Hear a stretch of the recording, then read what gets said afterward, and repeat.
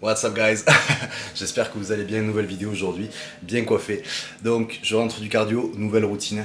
On est le vendredi 19 juillet, j'ai changé de routine au niveau du cardio, quelque chose qui m'allait un petit peu plus. J'avais du mal à récupérer sur les jambes, beaucoup de rétention d'eau, beaucoup de fatigue cumulée à faire 15 000 pas par jour. Donc ce qu'on a décidé avec Vincent, c'est qu'on a simplement baissé mon nombre de pas journaliers et on place plutôt 30 minutes, enfin l'équivalent à peu près de 30 minutes, c'est 300 calories à brûler le matin à jeun sur l'escalier. Donc là je viens d'entrer de la salle, là je fais l'aller-retour, du coup je vais à la salle, je rentre manger au calme, je bosse et en milieu de matinée je retourne m'entraîner.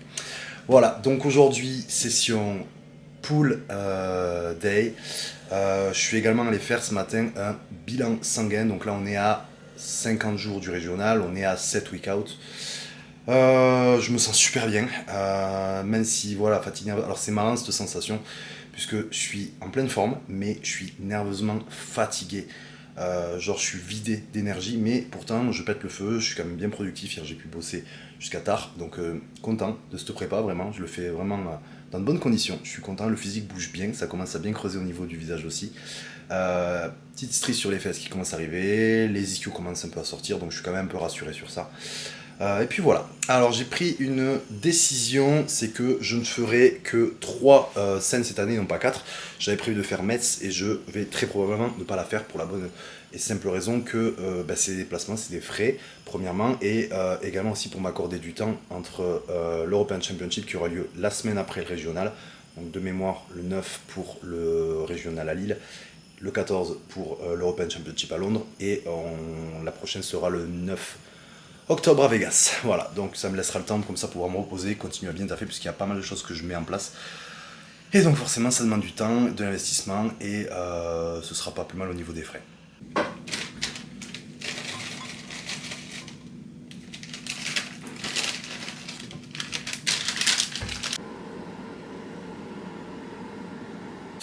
Premier repas, comme d'hab, mon petit pancake, méga fluffy. Je mets du bicarbonate avec un petit peu de vinaigre blanc. Ça me fait une texture, bon là il est un peu dégonflé, mais ça me fait quand même un truc assez épais.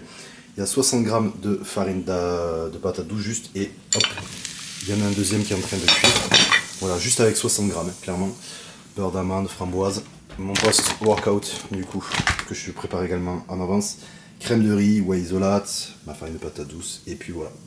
Let's go, premier repas, on va taffer un peu, et ensuite, direction la salle.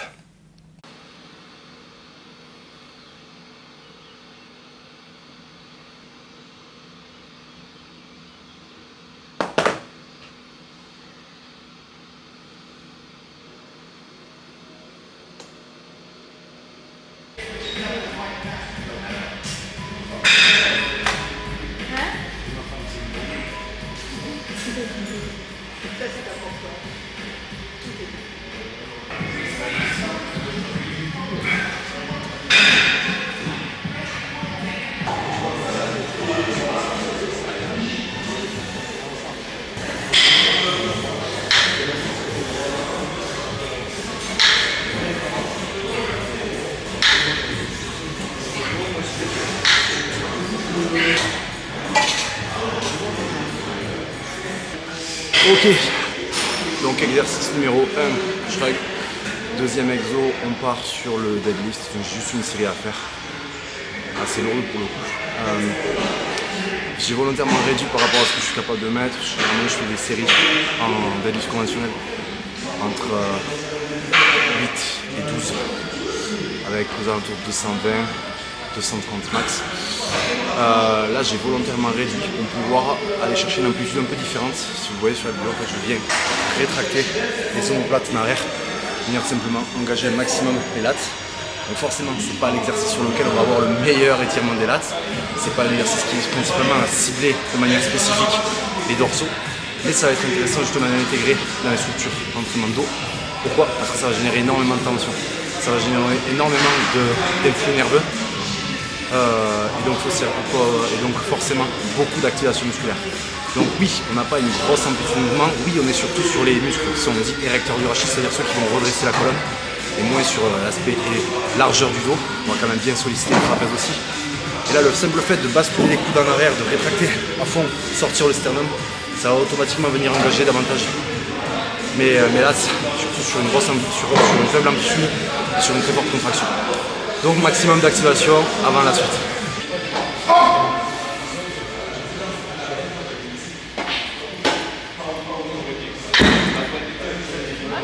Mais je sais que comme si j'allais avoir comment ça s'appelle, un tour de main. Mais je l'ai toujours, hein, mais bon, là, disons que, je sais pas, c'est bizarre quand même que tu vois, j'ai vraiment pas réussi.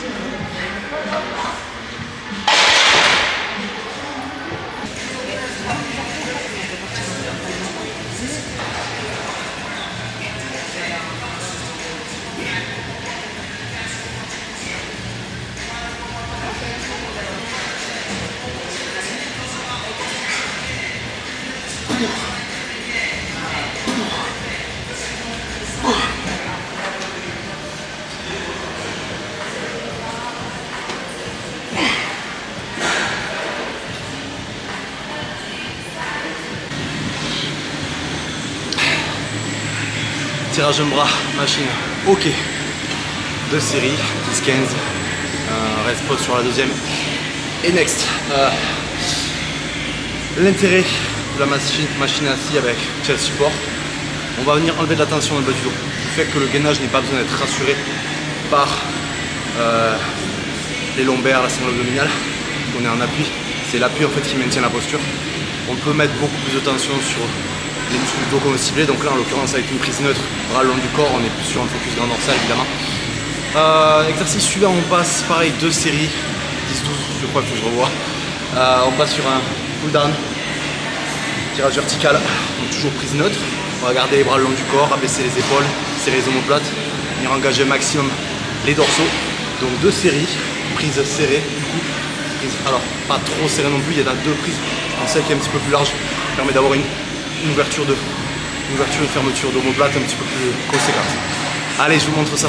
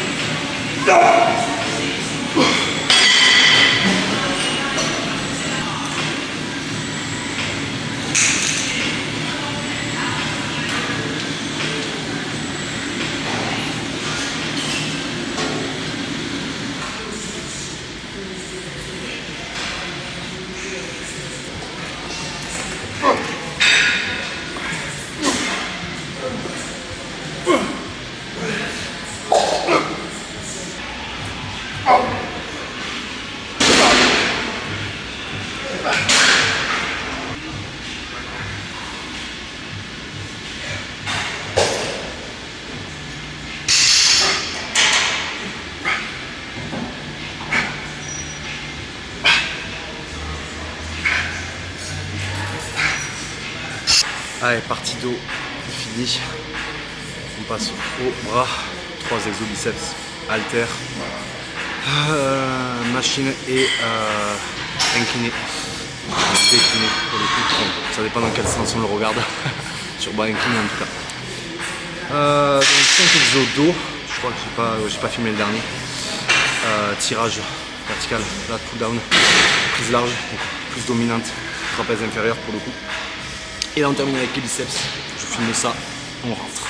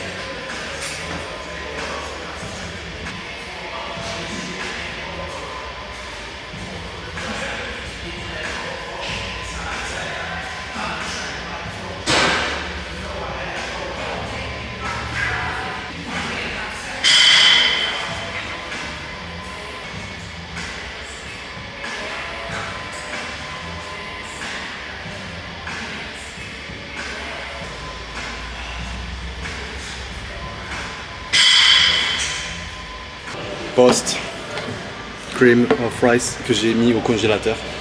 Ils font tous les beaux là, ils ont la Ninja Creamy là. Pas besoin de la Ninja Creamy. Un congélateur, de la crème de riz et c'est tout bon. Allez, on mange ça et on rentre. Bon, et autre info, j'ai reçu mes bilans bio pendant que je m'entraînais à 7 semaines de la compétition. Donc bien évidemment je les ai regardés, on va débriefer tout ça à la maison. Allez, nous revoilà à la maison, il fait un petit peu sombre chez moi, donc je vous prie de m'excuser pour la luminosité.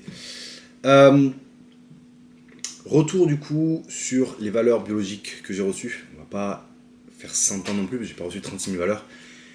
J'ai voulu faire contrôler certaines valeurs avec Vincent pour m'assurer de mon état de santé, mon état de forme, et en particulier faire quelques réglages sur notre protocole de préparation. Alors je vous affiche bien évidemment à l'écran. Les valeurs, on commence avec la numérotation globulaire, donc le fameux NFS, qui représente en fait tout simplement l'équilibre hémolytique, on va dire, c'est-à-dire au niveau des globules rouges dans votre organisme, dans votre circulation sanguine. Votre corps produit des globules rouges, ces globules rouges doivent être en quantité suffisante. Elles doivent également contenir suffisamment d'hémoglobine. Elles doivent être en quantité suffisante, mais pas trop. Et elles doivent contenir suffisamment d'hémoglobine, mais pas trop non plus.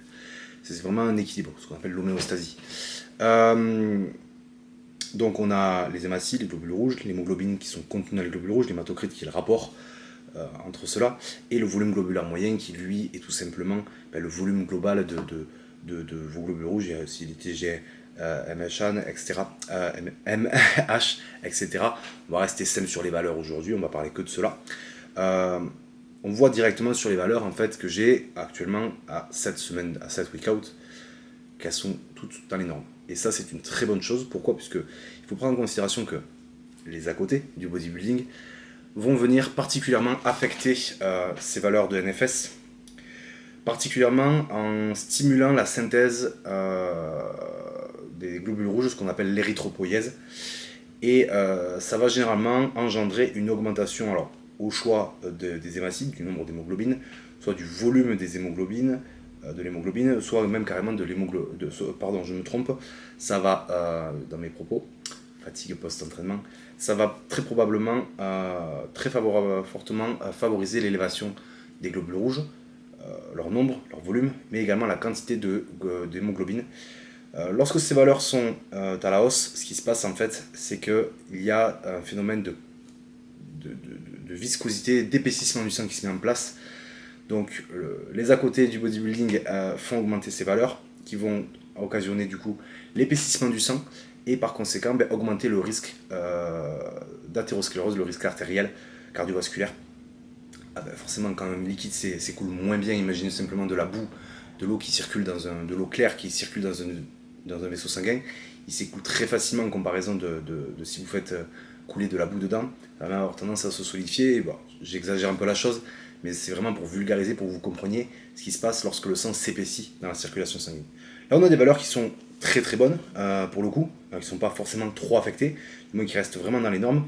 On a le VGM, volume globulaire moyen, c'est-à-dire le volume globulaire, le volume des globules rouges qui est vraiment sur la fourchette haute mais qui reste dans les normes, donc c'est parfait, et toutes les autres valeurs sont bonnes.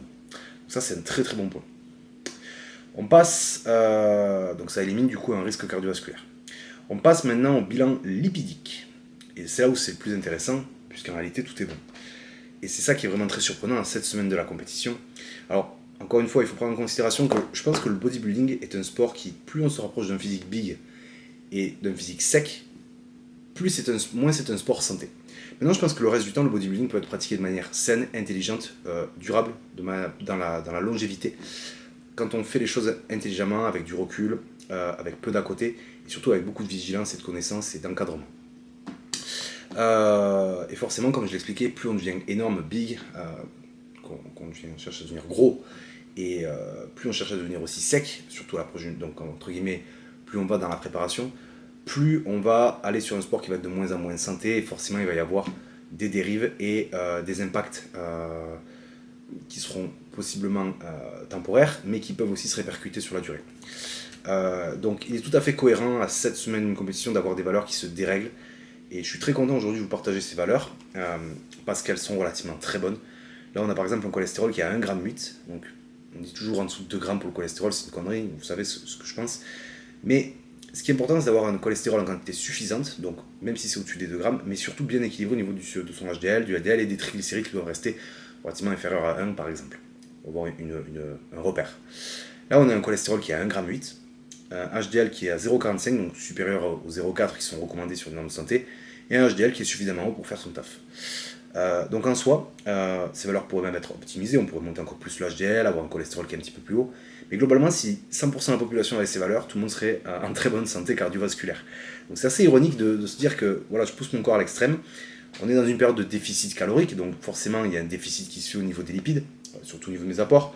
J'ai pas beaucoup de lipides comparé à une alimentation souhaitable, on va dire. Je consomme sur les jours d'entraînement, je peux consommer 5 œufs entiers, du beurre d'amande, et au niveau des lipides, au niveau des sources directes, ça va s'arrêter là. Bien évidemment, il y a les sources indirectes qu'on va retrouver, il y a toujours des traces de lipides dans les aliments, le blanc de poulet, etc. Mais forcément, on va surtout se focaliser là-dessus. Ensuite, qu'est-ce qu'on a? Sur les jours de repos, on a de la viande maigre, donc 5%, on a du jaune d'œuf, un peu de beurre d'amande, et ça limite à ça. Voilà, donc on a des apports qui sont quand même très restreints aujourd'hui, et voilà, j'ai quand même des valeurs lipidiques qui sont relativement bonnes. Donc mon corps gère assez bien ça, je suis assez content. Donc un nouveau risque cardiovasculaire qui est quand même pas mal mis de côté. Comme quoi, en faisant les choses intelligemment, même en période de préparation, alors je dis pas que c'est des valeurs qui vont se dégrader, elles vont très probablement se dégrader au fur et à mesure des semaines, il reste encore 7 semaines. Et donc forcément ces valeurs, on va tirer sur la diète, on va tirer sur le cardio, sur la fatigue, sur le physique, sur le physiologique, donc elles vont venir se dérégler. Mais si déjà cette semaine de la compétition j'ai ces valeurs-là, ça promet du bon et du durable pour la suite. Donc c'est une bonne chose. Au niveau des transaminases, maintenant. Alors au niveau des transaminases, le foie, azat, alat, c'est à prendre avec des pincettes. Il ne faut pas s'alarmer quand les transaminases montent, surtout quand on est sportif et qu'on fait des entraînements très intenses. Les transaminases élevées ne sont pas directement liées aux produits, contrairement à ce qu'on pourrait penser. En réalité, les transaminases, azat et alat, reflètent plus un stress au niveau hépatique, musculaire, cardiaque également. Donc pour peu que vous avez des lésions musculaires dues à des entraînements intenses, et bien automatiquement vos transaminases vont monter. Alors moi, petite parenthèse, il y a quelques années de ça, j'ai attrapé la mononucléose que j'ai combinée à une infection, à une intoxication à la pénicilline. J'ai été cloué pendant une semaine au lit et j'ai eu les transaminases qui sont montées à plus de 800, azat et alat compris. Donc vraiment bord de l'hépatite, au niveau des valeurs bord de l'hépatite. Et depuis en fait j'ai une fragilité au niveau hépatique qui fait que mes transaminases montent très facilement. Est-ce que c'est un problème en soi? Pas du tout, parce qu'il n'y a pas de lésion hépatique. Quand on fait mesurer d'autres valeurs comme le FIB4, etc., chez moi, on se rend compte que mon foie n'est pas tant affecté que ça, en fait. Donc, avoir des transaminases qui sont un petit peu au-dessus des valeurs, c'est pas bien méchant. Surtout que, pour être totalement transparent avec vous, à cette période-là, à ce moment même, je ne prends aucune molécule orale stressante, même globalement aucune molécule qui est directement stressante au niveau hépatique.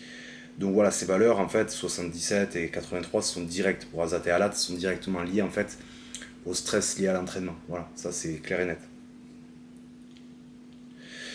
Bon, au niveau thyroïde, c'est là où c'est un peu tristouné, puisqu'en fait, ma thyroïde s'effondre un petit peu, on le voit. Hein. Bon, la TSH, c'est plus un thermomètre, donc on va mettre un peu de côté. Mais on voit très clairement en fait que mes valeurs sur la T3 et la T4 sont relativement basses, même très basses. Alors, de base, si j'avais une T4 haute, ça pourrait être intéressant parce que ça voudrait dire que j'ai suffisamment de T4 mais qu'elle ne se convertit pas bien en T3. Là j'ai une T3 qui est basse et j'ai une T4 qui est basse, donc ça veut dire une seule chose, ma T4 a du mal en fait à produire, ma thyroïde pardon a du mal à produire des hormones thyroïdiennes. Donc là voilà, c'est des réglages qu'on va devoir directement opérer en interne avec la partie protocole. Ensuite, pour ajuster justement sur ce point physiologique. Et dernier point qui va être intéressant, c'est l'aspect oestradiol. Alors, mes oestrogènes sont un petit peu élevés. Forcément, quand vous avez dans votre corps plus de testostérone, ce qui se passe, il y a toujours un équilibre qui se fait. Le corps cherche constamment cette notion d'équilibre qu'on appelle l'homéostasie. Et que se passe-t-il en fait lorsque vos taux de testostérone sont hauts? Eh bien, même chez les hommes, on a toujours une petite portion d'oestrogène qui est relativement proportionnelle à vos taux testo. Quand cette testo augmente et haute, forcément la proportion d'oestrogène augmente aussi. Et c'est très important que ça suive pour avoir un équilibre justement. C'est pas parce que les oestrogènes sont l'hormone entre guillemets féminine que vous ne devez pas avoir d'oestrogène. Au contraire, c'est même très important. Et d'autant plus important que les oestrogènes ont un rôle protecteur sur tout l'organisme, en particulier en prépa, que ce soit sur le système nerveux, que ce soit sur le système articulaire, que ce soit aussi au niveau de l'aspect circulation sanguine, au niveau c'est un excellent protecteur au niveau du cœur. Sans aller dans les détails. Mais voilà, le rôle des oestrogènes n'est pas à dénigrer. Et il ne faut pas chercher à tout prix à être en dessous des valeurs ou le plus bas possible. La 51, c'est des valeurs qui sont légèrement au-dessus des normes de laboratoire. Et parallèlement à ce que mon corps a en testostérone, c'est des valeurs qui sont tout à fait cohérentes. D'autant plus qu'il n'y a pas d'effet secondaire. Il n'y a pas d'effet secondaire, je me sens bien, le moral est bon, la libido est bonne. Il n'y a pas de sensibilité au niveau mammaire ou autre. Donc en réalité, ce sont des valeurs qui sont tout à fait cohérentes et qui sont intéressantes même à conserver sur la durée. Voilà, donc c'était les petites valeurs que j'ai fait contrôler sur cette partie bilan bio. À cette semaine de ma compétition, donc très content des valeurs. Voilà, il y a juste au niveau thyroïdien où il faudra qu'on régule un petit peu. Mais le reste est bon, tous les voyants sont au vert, donc on va pouvoir continuer cette prépa sur de très bonnes bases, donc je suis très content. Encore une fois, la prépa se passe super bien, je me sens bien, le physique bouge bien, il me plaît beaucoup. Le moral est bon, la fatigue commence à s'installer un peu, mais ça fait partie du game et je sais qu'on va y aller de plus en plus dans le dur. Et ça fait partie du challenge de se dépasser. Voilà, j'espère que cette vidéo vous a plu. Bien évidemment, si elle vous a plu, n'hésitez pas à vous abonner, à la liker, à lâcher un petit commentaire. Ça fait toujours plaisir, ça permet de me soutenir, me mettre en avant sur l'algorithme. Et sur ce, je vous dis à très vite pour la prochaine vidéo. Ciao, ciao.